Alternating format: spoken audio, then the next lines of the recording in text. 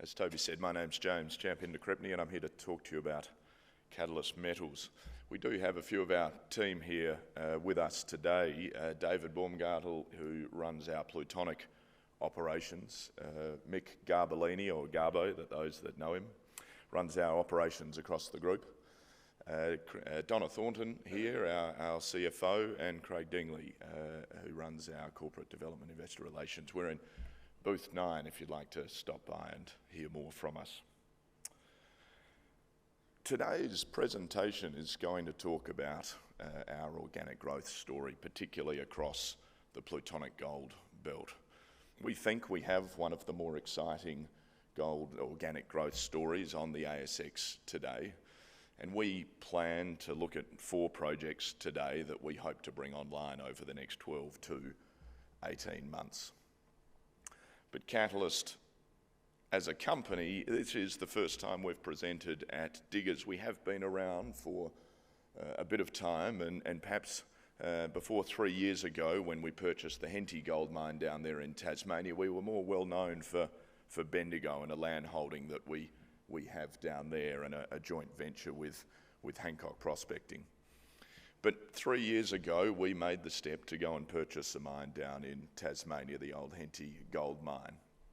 And then about a year ago, we took the next step in our development to purchase 2 companies next door to one another, and in doing so, consolidating the plutonic gold belt in Western Australia. So it's over the last 3 years that we've purchased 3 companies and gone from an explorer to now a medium-sized gold producer of a bit over 100,000 ounces.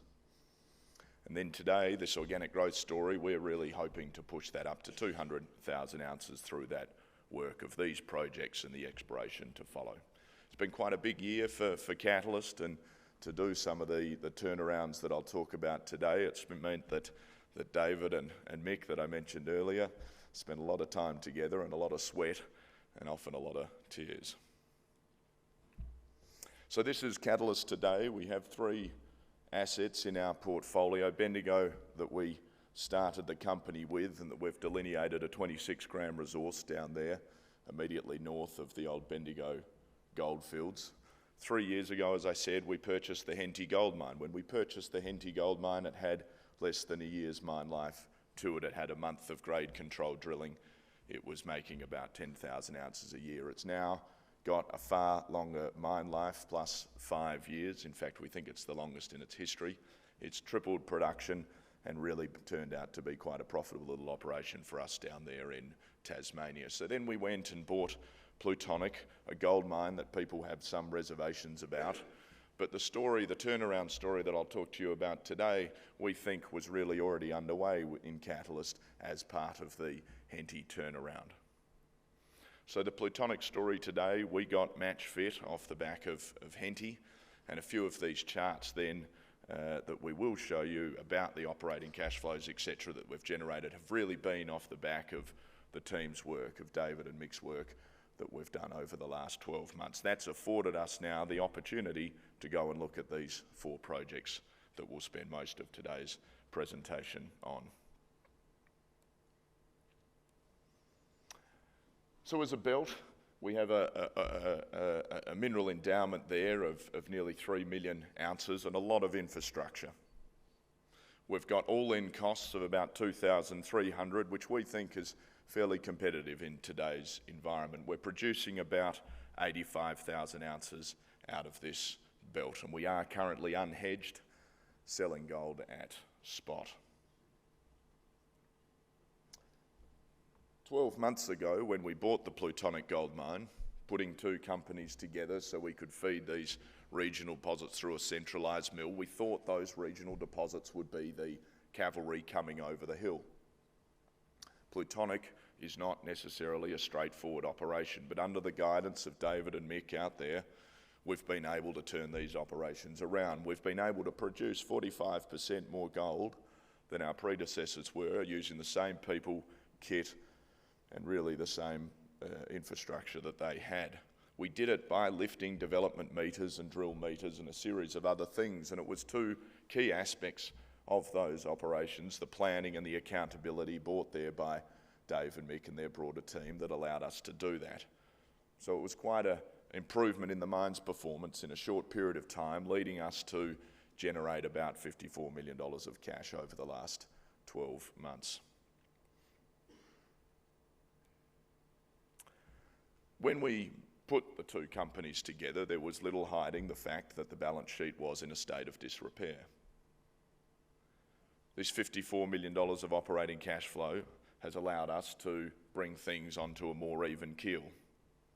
So today, when we go and talk about these next 4 projects, we think we have the balance sheet to support that. We don't think it's pie-in-the-sky stuff, that we can do that under our own skill set. We are an owner-operator mine. We employ about 500 people across the country today. And so with these operating cash flows and this operating cost environment, in this gold price environment, we think we're well placed to attack the next 12 to 18 months on these 4 projects. I suppose what we think makes it a little bit unique is the value of this existing infrastructure. Not just the belt, not just the latent mill capacity that sits there, but it's also having a haul road down the middle of the belt. It's also having an existing gas-fired power station. All of these things allow us to lower the capital intensity of these projects and allow us to bring these projects online quicker. A very unusual thing that perhaps we didn't truly understand is the history of the amount of drilling that's been done at Plutonic. So because of this some 4,500 kilometres of drilling, when we move here to the first of these 4 projects looking at the Plutonic gold mine, it's 35 years of drill data. So when we go and look at new areas, we can work out where we think the most likely probability of future success would be. And just because Catalyst went and bought the Plutonic mine, a 35-year-old mine, we don't think that it's going to stop generating gold or producing gold just because we bought it. So our first project that we'll talk about today is the extensions of the Plutonic gold mine.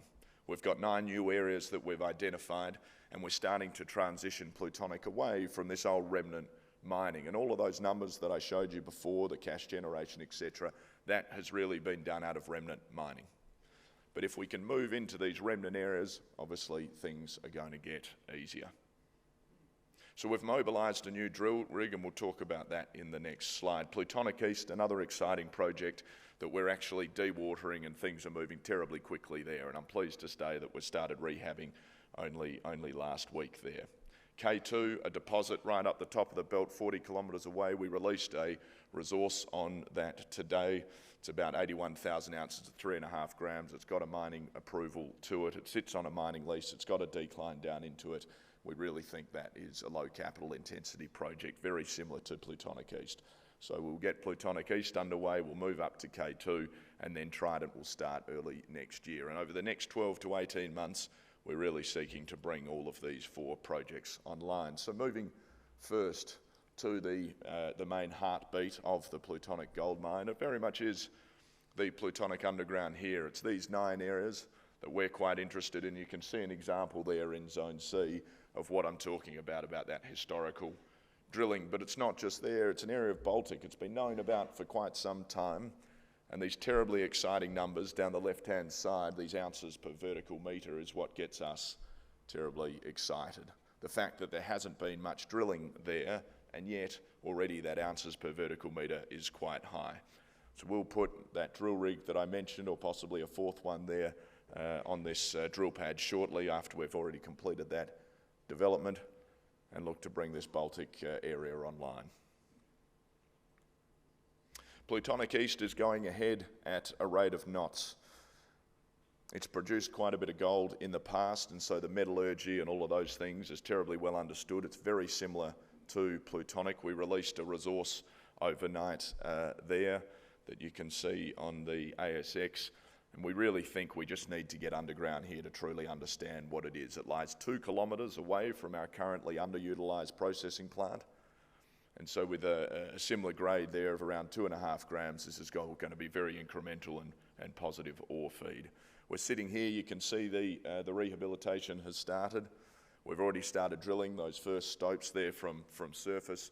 It's been an extraordinary team effort in the space of 5 months to dewater, mobilise the startup kit and get the jumbo operating there to rehab this mine. We think we'll be down there in short order, and hopefully ore will be coming out of there early in the new year. K2 is 40 kilometres up on our existing belt. There is a haul road, a very well maintained haul road that runs down the full length of the belt. We are just very fortunate, the quality of the rock up there and how this road holds together. It's quite a high grade resource there that we released today, about 3.5 grams, and fortunately some quite good exploration that sits there below it, but a decline you can see there on the screen and shown here on this image that needs to be rehabbed to get down into it. That's obviously a far quicker process than to go and develop a brand new decline. It's also far lower capital intensity. So we've just shown Plutonic, an underground mine where all the extensions are just on the limits of current workings. We've just shown Plutonic East that's already got an underground development drive into it, already started rehabbing it, and we've got K2 that's also got a decline down into it. And so the message that we're trying to send is not only are these short lead times to get these through our processing plant, which is currently underutilised by about 700,000 or 800,000 tonnes, but also a lot of the infrastructure that's required, decline, capital investment, etc., has already been put into the mine. We are the benefactors of that.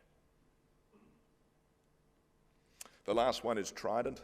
We came out very early on in Trident, and that was the focus of the business, and nothing's changed with that. It's just these other projects across the belt are getting more and more exciting as we start to bed down the belt and our acquisition of it. So in short, we'll go and mine a small open pit or a large box cut that you can see there on the screen, and we've got about 5 years of mining here, about 40,000 ounces a year at roughly $1,500 all-in costs. The capital to get there is about 19 million on a 2,700 price, 15 on 3,400, so even less on today's prices. This will be the first mine that Catalyst has developed from new, and so we think it's managing our risk well to go and do Plutonic East first and then go and do K2, where you've already got these declines in place, and then we'll come as a team together and try and bring in a small box cut into another underground mine. We are entirely owner-operated mining as a business today, and so we don't shy away from getting underground and all of these underground operations that we've got. So just quickly, before wrapping up, we have got a belt here that we think is very exciting. We actually bought this consolidation, pulled this consolidation together because of the exploration, the fact that we've been able to rest on Mick and David's coattails in turning these operations around has meant that the business is in a far better position today than it was before. But this here really is why we went after the belt. We think it is one of the more unloved belts in Australia. It's never been fully consolidated by an Australian company in its history. It was discovered by the storage geologist Ed Eshues back in the late 80s, and since then we're not sure there's been the dedication and focus to it that there should have been. It is enormous mineral endowment. Well over 11 million ounces, under some estimates 14 million ounce mineral endowment, and the lack of drilling on the belt really is astounding. So this is a small sneak peek as to what we've been able to uncover today. We are trying to digest the enormous amount of data here. It does take a painstakingly long time to go through it, and we're certainly not going to rush it. But here, Cinnamon, you can see here across the belt and where we will focus our attention. Conscious not to run over time, Toby, so why don't we leave it there and for any questions. But thank you for your time today.